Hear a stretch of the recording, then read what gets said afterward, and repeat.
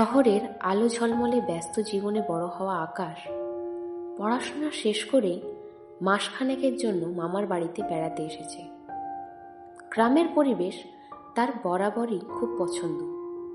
শহরের কোলাহল থেকে দূরে শান্ত ও নিরিবিলি গ্রাম্য জীবন তার মনকে মুগ্ধ করে।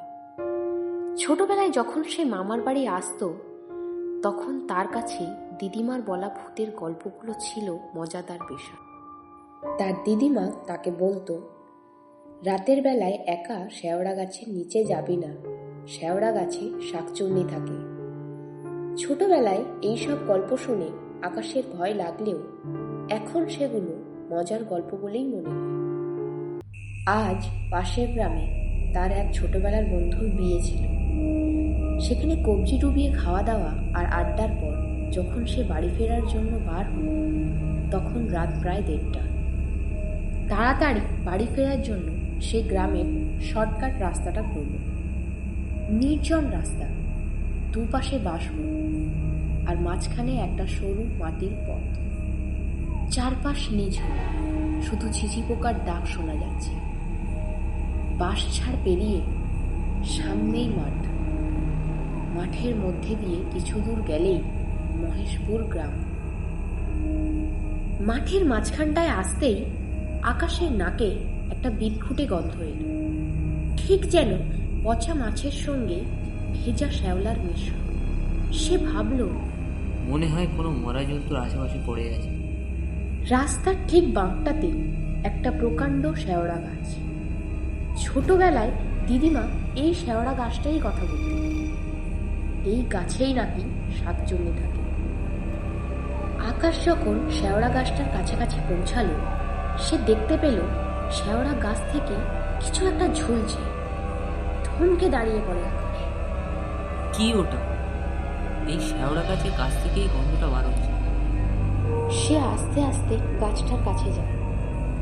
গাছটার ওপর দিকে তাকাতেই তার শিরদাঁড়া দিয়ে একটা ঠান্ডা স্রোত বয়ে গেল। শেওড়া গাছের একটা সরু ডালের ওপর বসে আছে এক বীভৎস নারী মূর্তি। পরনে তার টকটকে লাল শাড়ি, চুলগুলো লম্বা।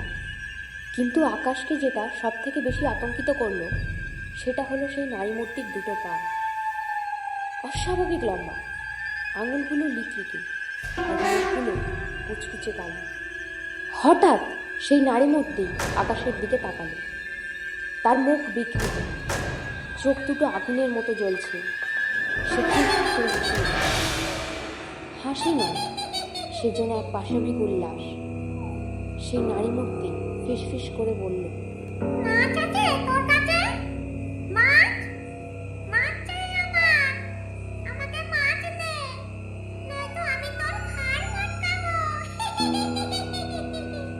আকাশ আর এক মুহূর্ত সেখানে দাঁড়ালো। সে গ্রামের দিকে দৌড়াতে লাগলো। তার মনে হলো আজ তার শেষ দিন। সেই আষ্টে গন্ধটা তার আর সহ্য হলো।